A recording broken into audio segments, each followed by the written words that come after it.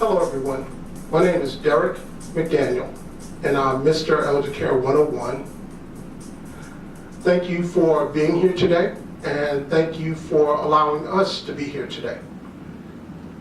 Our presentation today is going to be, as you all well know, focused on eldercare.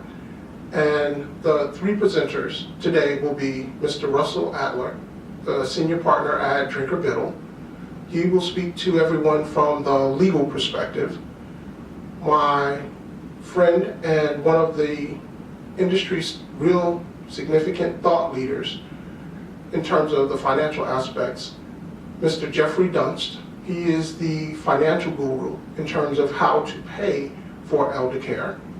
And I, although I'm a lawyer, and that does not make me a bad person, I will not be speaking today about law, but I'm the caregiver expert. Essentially, I help caregivers understand how to care for themselves as they care for their aging loved ones. And that's what my presentation will be on today. So with that, we'll get right into it. Thank you very much for being here this morning, and we'll go from there. I want to talk to you about a situation that we just did recently. We were referred to this woman who was 75 years of age. She, a number of years ago, not through me, but through someone else, had purchased a fixed annuity. And the annuity was worth today $68,000. And when we were meeting and talking about long-term care, she had said to me that if she needed care, because nobody thinks they're going to need care until they need care. But if she needed care, this is the first place she would go for the care. Use this $68,000. The problem, though, is because this annuity was an older annuity, the money, some of the money that she would take out of this annuity to be used to pay for some of the costs incurred while she was receiving care would be taxable. So what we were able to do was move this money from a taxable annuity into a tax-free annuity. We went from $68,000 to $170,000 of monies available to her, tax-free. This is a 1035 exchange where we write to company 1 or A, which is the original company. We fill out forms with company B, which is the new company, and we do an exchange where company A sends their money to company B. But company B's product was a unique product that it allowed her to leverage almost more than 2 times what she originally had in the first annuity. So the benefits of a 1035 exchange is we were able to increase her long-term care pool of money. This money now comes out tax-free as opposed to being taxable.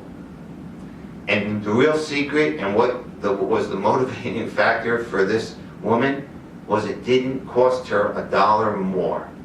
Because we only took the existing annuity and moved it into the new annuity, there was no cost out of pocket to do that.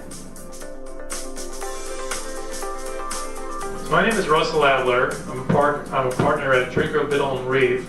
I practice at the New York and New Jersey offices, and I specialize in trust and estates and elder law and planning of persons with disabilities. I've been privileged to do this for 30 years now, amazingly, and I run the trust and estates, what we call the private client group in the New York office.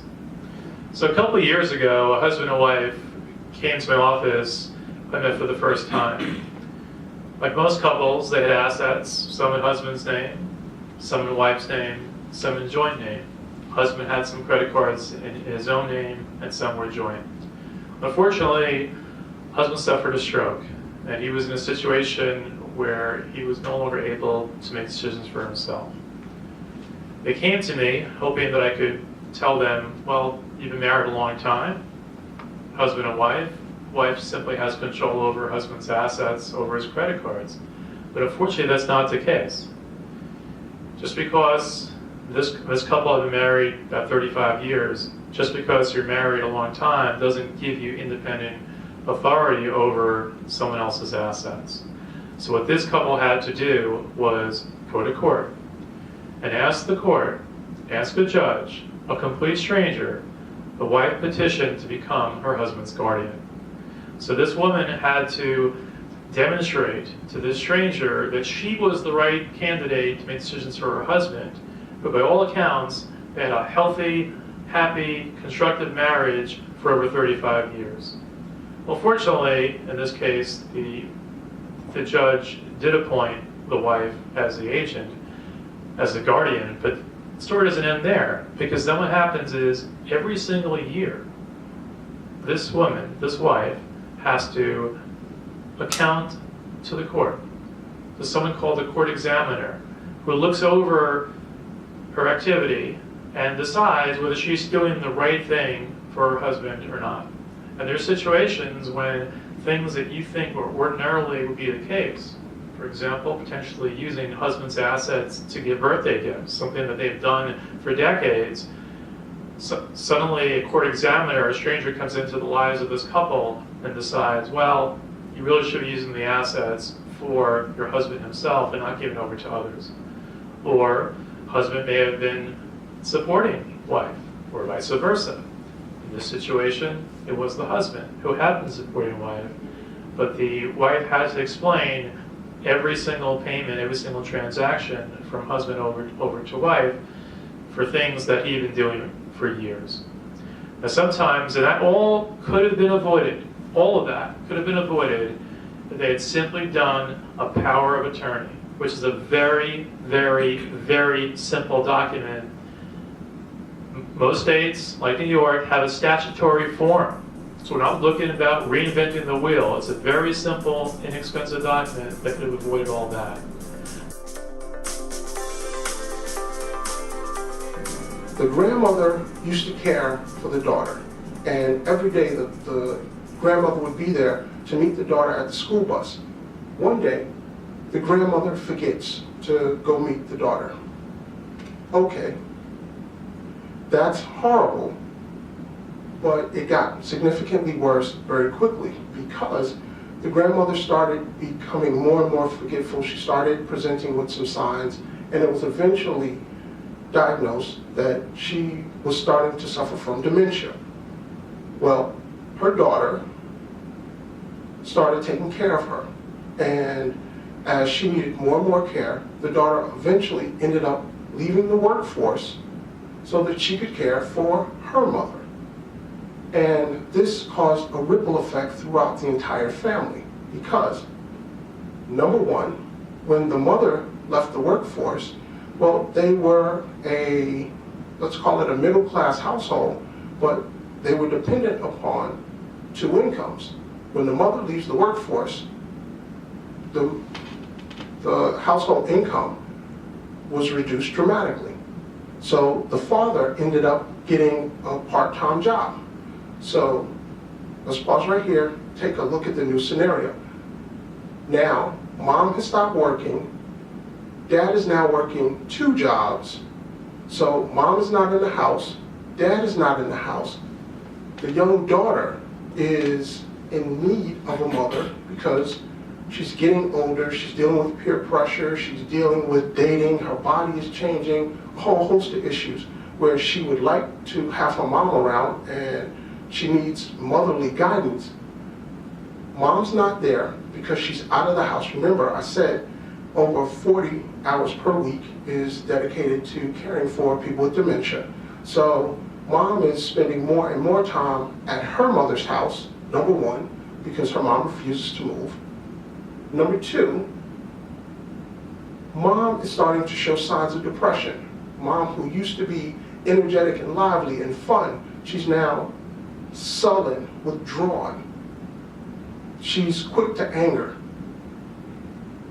Mom is also now starting to argue with dad a lot because dad is, although he's being supportive, dad is also tired a lot. He's grumpy. He's not home. things aren't getting done around the house. Mom is not there for dad emotionally. She's not there financially anymore. And she's also not there physically. So they're starting to have problems in their relationship. These are the real challenges of elder care. Because remember, if we go back to that other slide, health, mom's mental health started deteriorating because she started showing signs of depression. In terms of career, she left work. Relationships, well, she's not there for her spouse, she's not there for her daughter. Financially, well, when she left work, the paycheck is gone, and that caused all kinds of other ripple effects. See, this is what elder care really is. And while this is all really sad and really traumatic and I guess to a certain extent devastating to the family, there are solutions. And see, that's what I really want people to focus on. There are solutions, there are mitigations, but you need to prepare early.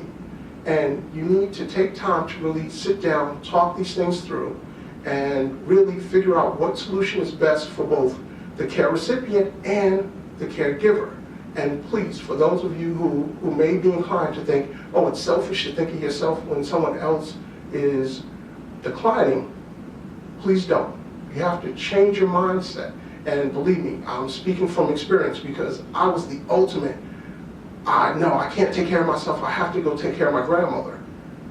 In retrospect, I now understand you can't take care of someone else if you're in a sick bed next to them.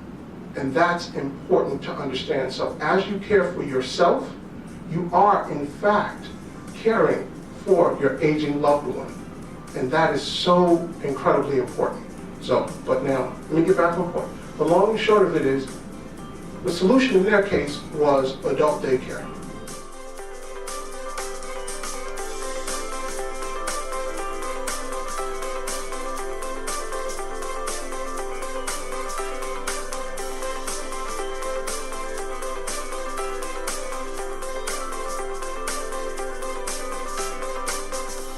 We are at the FCOA conference, and I attended Mr. McDaniel's workshop on caregivers, and it was truly outstanding.